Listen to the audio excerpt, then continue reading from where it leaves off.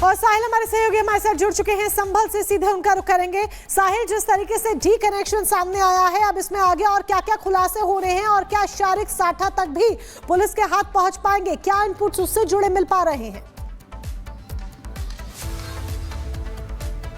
देखिए, अफरोज ने पुलिस की पूछताछ में कई बड़े खुलासे किए हैं। उसने काफ़ी सारी चीज़ें बताई है। उसने ये भी बताया कि वो विदेशी पिस्टलों का सप्लायर है और शारिक साठा गैंग के लिए लंबे समय से काम करता था। शारिक साठा जो है देश का टॉप मोस्ट वांटेड जो है ऑटो लिफ्टर है, जो सोर्स बताते इस समय दुबई में छिपा हो, वहीं से अपना पूरा ऑटो लिफ्टिंग का जो गैंग है वो ऑपरेट करता है। और अफरोज जो है शारिक साठा के लिए लंबे समय से काम करता आ रहा है। और सोर्स ये बता दें कि जिस तरीके से इसके पास से वो पिस्टल रिकवर की गई 32 बोर की, साथ ही पुलिस से हिंसा वाले दिन जो 15 ब्लैंक कार्ट्रिजेस लूटे गए थे वो भी रिकवर किए गए। तो कहीं ना कहीं पुलिस को एक अहम गिरफ्तारी जरूर माना जा रहा है अफरोज की। लेकिन अब ये पता लगाने वाली बात है, क्योंकि हिंसा के बाद से मौके से कुछ पाकिस्तान ऑर्डिनेंस फैक्ट्री के कुछ खाली कारतूस बरामद किए गए थे, यूएस मेड कुछ खोखे मिले थे और खुद जो अफरोज है विदेशी पिस्टलों का सप्लायर है। तो कहीं ना कहीं ये तार जो है डी कंपनी को जो है वो जुड़ते हुए नजर आ रहे कि आखिरकार किस साजिश के तहत जो है 24 नवंबर के दिन पूरी हिंसा को अंजाम दिया गया। अफरोज का कितना अहम रोल था इस हिंसा को भड़काने के लिए, क्योंकि पुलिस सोर्स यही बता रहे हैं कि 24 नवंबर को जब अफरोज अपने साथी के साथ यहां पर पहुंचा तो उसको शारिक साठा ने आदेश दिए थे कि वो हिंसा में जाके अपनी भागीदारी निभाए और पुलिस को टारगेट करे। वही जो पिस्टल से फायर करता है उसमें बिलाल और अयान की हत्या हो जाती है, ऐसा पुलिस का कहना है, जिस आरोप में इसकी गिरफ्तारी हुई है। अब फिलहाल देखने वाली बात होगी कि इसको पुलिस जल्द से जल्द कोर्ट से इसकी पीसी रिमांड मांगेगी और इसके अन्य साथियों की जानकारी जुटाएगी। शारिक साठा के कितने लड़के जो हैं, कितने गुर्गे जो अभी भी संभल हिंसा में शामिल है, जो फरार चल रहे हैं और किसके कहने पर ये विदेशी पिस्टलों के सौदा करता आ रहा था। जी बिल्कुल, आपके भी आपसे अपडेट लेंगे साहिल। पूरी जानकारी देने के लिए धन्यवाद। और चलिए अब बात करते हैं ऑपरेशन खल्लास। आतंकी होंगे साफ, किस तरह से एनकाउंटर चल रहा है और कैसे आतंकियों की धरपकड़ तेज है, ये आपको बताते हैं।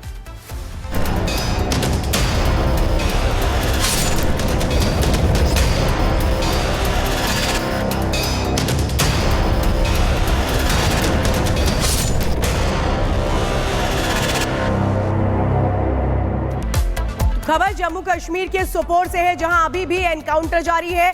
ये बताया जा रहा है कि सेना के जवानों ने 2 आतंकियों को ढेर किया है। अभी कितने और आतंकी इस इलाके में छिपे हुए हैं, ये खबर सामने आना बाकी है। लेकिन बड़ी खबर इस वक्त आपको बता दें, जम्मू कश्मीर के सोपोर में अभी भी एनकाउंटर जारी है और इस पूरे मामले में सुरक्षा बलों को कामयाबी मिली है।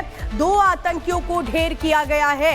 ये जो कोशिशें हैं, ये घुसपैठ की कोशिशें थी, लेकिन कैसे इनको नाकाम किया गया है, वहां पर सबसे पहले जब जानकारी मिलती है पूरे इलाके को कॉर्डन ऑफ किया जाता है।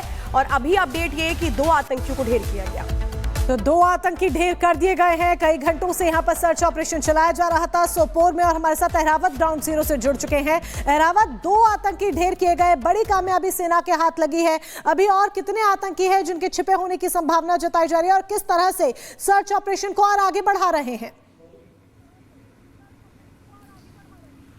जी हाँ, बिल्कुल। जिस तरह से हम कल रात से देख रहे हैं किस तरह से ऑपरेशन ऑल आउट कश्मीर के अलग अलग हिस्सों में चल रहा था, लेकिन अभी तक जो आप बता रहे हैं कि 2 आतंकियों की वहाँ पे उनको मौत हुई है, लेकिन इस फिलहाल किसी भी ऑफिशियली इस चीज़ की पुष्टि नहीं की है कि किस तरह से अभी एरिया के अंदर कॉर्डिनेट सर्च ऑपरेशन लगातार जारी है। हालांकि जितने भी जम्मू कश्मीर पुलिस के ऑफिशियल्स है, जितने भी बड़े अधिकारी से इंडियन आर्मी के, उनका यही कहना है कि एक्सचेंज ऑफ फायर फिर से भी शुरू हुआ है। हालांकि विजय मेरे आपको दिखा सकते हैं विजुअल्स में किस तरह से यहाँ पर लगातार हैपनिंग हो रहे हैं। जितने भी सीनियर ऑफिशियल्स हैं वो लगातार यहाँ पे पहुंच रहे हैं, लेकिन फिलहाल अभी तक यहाँ पर इस चीज़ की कोई पुष्टि नहीं है कि 2 आतंकियों को जो है ढेर कर दिया गया है। हालांकि इतना बिल्कुल ज़रूर है कि सुरक्षा एजेंसीज को इनपुट मिला था कि 2 से 3 आतंकियों की मौजूदगी है। उसके बाद यहाँ पे बड़े पैमाने पर कल रात से हम देख रहे हैं किस तरह से कॉर्डन एंड सर्च ऑपरेशन को चलाया जा रहा था। हालांकि इसके साथ और भी कुछ एरियाज है। अगर हम इस एरिया की बात करें, मेरी विजय अगर आपको दिखा सकते हैं किस तरह से ये डेंस फॉरेस्ट वाला एरिया है।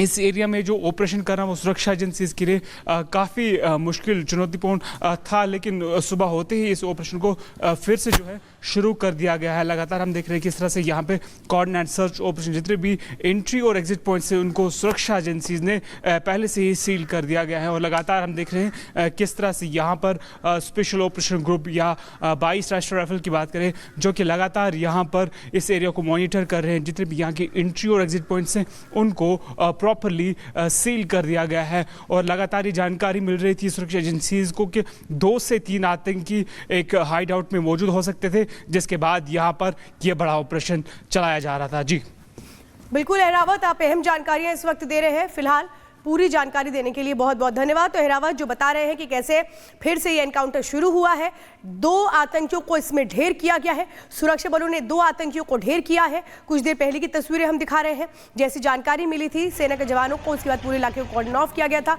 और अभी भी एनकाउंटर जारी है। और चलिए अब बात करते हैं उस खबर की जो सीधे आपको सावधान करता है। आजकल बच्चों के हाथ में मोबाइल, टैबलेट ये एक आम सी बात हो चुकी है। ऑनलाइन गेमिंग का भूत इस तरह से सवार हो चुका है कि उसके आगे कुछ नजर नहीं आता। लेकिन कैसे एक मामला सामने आया है जो आपको चौंका देगा।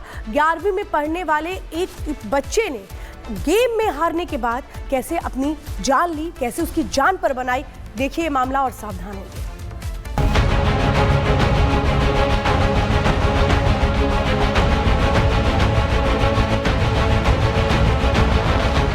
ऑनलाइन गेम्स की लत कितनी खतरनाक और जानलेवा होती है ये किसी से छुपा नहीं है। एक बार फिर से एक 11वीं के छात्र की फ्री फायर गेम ने जान ले ली। दरअसल कक्षा 11वीं के छात्र की ट्रेन से कटने से मौत हो गई। छात्र मृत्युंजय शर्मा ऑनलाइन गेम खेलने का आदी था। इसी गेम में मिले टास्क के चलते वो ट्रेन की चपेट में आया। मृत्युंजय शर्मा दिन भर फ्री फायर ऑनलाइन गेम खेला करता था। परिवार का मानना है कि गेम के टास्क के चक्कर में उनके बच्चे की जान गई। मृत्युंजय का परिवार लगातार उसे इस गेम को खेलने से रोकता रहा, लेकिन जब भी उसे रोका जाता वो नाराजगी जाहिर करने लगता। आज अपने बच्चे की मौत का जिम्मेदार परिवार इस गेम की लत को मान रहा है। मृत्युंजय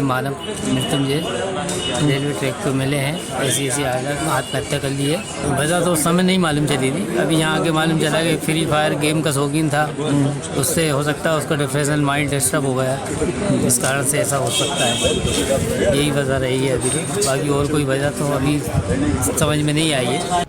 ऑनलाइन गेम्स की एक अलग दुनिया